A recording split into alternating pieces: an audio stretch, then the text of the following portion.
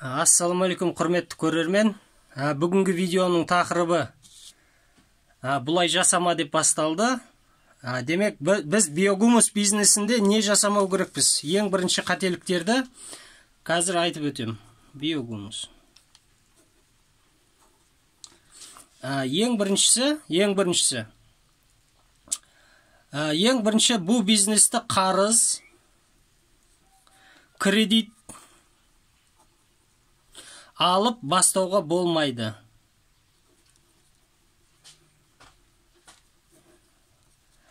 Демек, қарыз, кредит алып бастауға болмайды. Неге десеңіздер, мысалы, қазір бір кісілер болады, мысалы, 1 квадрат алам, 2 квадрат алам дейді, мысалы үшін. Бір кісілер 4 квадраттан бастайды, оның әрқайсысы мысалға 150 мың теңгеден алады да, және жаңағы не борттар жасап, сояқа шуалшандарды көбейте бастайды. Демек, 1 ай өтеді, 2 ай, 3 ай. Бұл кезде ешқандай біз не табыс көрмейміз. Ал мына қарыз бар, кредит бар, оларды мысалға ай сайын төлеп отыру керек, жаңағыдай не қылып.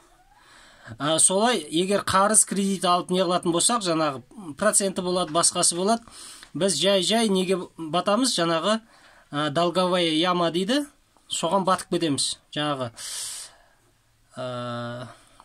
себебі 3 ай дегенде біз табыс көрмейміз.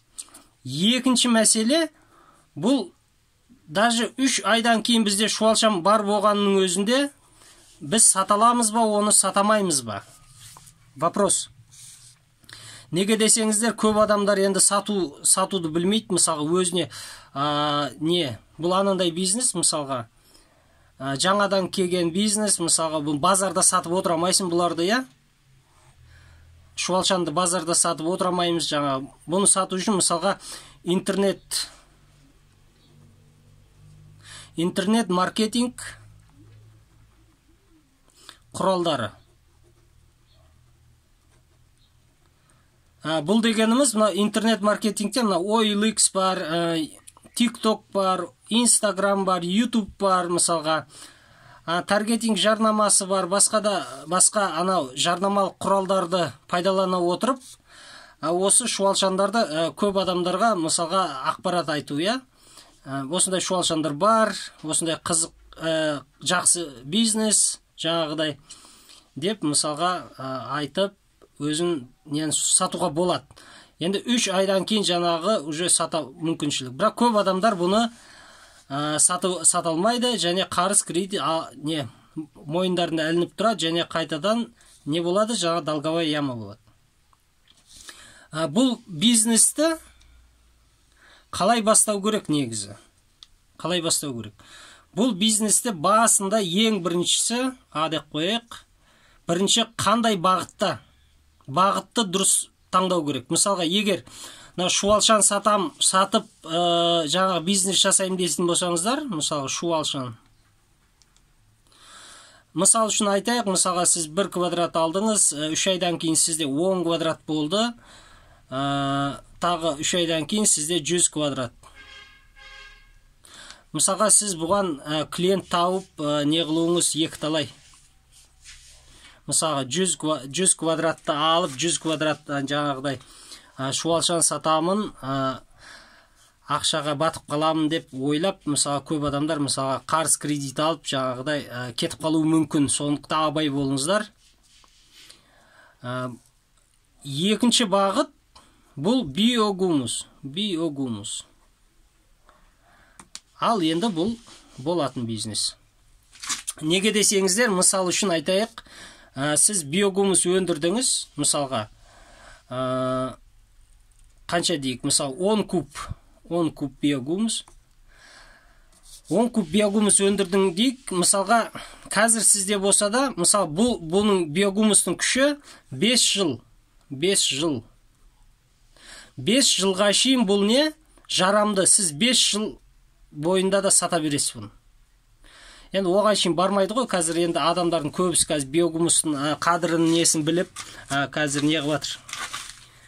Айтайын деген биогумустун срок годности 5 жылга дейин жарамды. Енді 3 жыл гарантиясымен,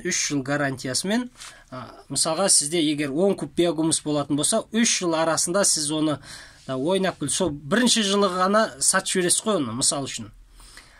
Жаңағы егер биогумус өндүрө беретін болсаңыз, мисалға 10 куб, 100 куб, мисалғадай, құдай қаласа 1000 куб дейік, мисалға. Енді әр литрдің, 1 литр биогумус көктемде 90 теңге болды, Шымкентте. Қазір оның бағасы 1 литр 120 теңге. Көрдіңіз ба, көктемнен бері 130 теңгеге не қылды? Қымбаттады. 30 теңгеге қымбаттады, и уақыт өте бұның бағасы жоғарылай береді. Неге десеңіздер, қазір мысалға барлық қымбаттап жатыр жаңағыдай.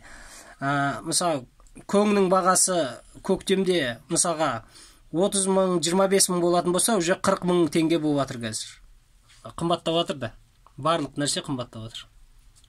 Сонымен андай спрос өте жоғары бола бастайды. Адамдардың көбісі қазір бұл биогумусқа қызығып жатыр ғой. Соны әркім мысалға егіндікке, үй шаруашылығында, әркімнің огородында, мысал айтайық, мысалы, біздің ауылдың өзінде мысалға қаншама үйлер бар еді, Солардың әр қайсысы даже бір қаптан алатын болса, мысалға, бір қаптан. Өздерін санай беріңіздер, бір қабыңыз мысалға 30 литр, 40 литр дене. Мысалы, солардың барына не қылу керек. Мысалға, мектептегі мұғалімдер гүлдерге алады. Даже үйдегі адамдарда мысалға гүл егетін болса, мысалға, үйдің ішінде соларға қолданып не қылады. Химиясыз удобрение ғой мысалға. Осы биогумус бағытында егер сіз жұмыс жасайтын болсаңыз, ешқашан ұтылмайсыз. Жаңағы өзіңіздің де ниетіңіз, бағытыңыз барлығы оң несінде болады. Ал егер шуалшан не қылып сатып бизнес жасайым дейтін болсаңыз, өте қателесесіздер, және қиын жағдай болып қалуы мүмкін. Мен енді осы нені айтайын деп бір кісілерге мүмкін пайдасы тиер. Енді бастайым қызығып жүрген адамдар үшін осы видеоны арнайы түсіріп жатырмын. Видео пайдалы болды деп ойлаймын. Және ұнаған болса лайк басыңыздар, подписка жасаңыздар, достарыңызбен бөлісуді ұмытпаңыздар. Сау болыңыздар.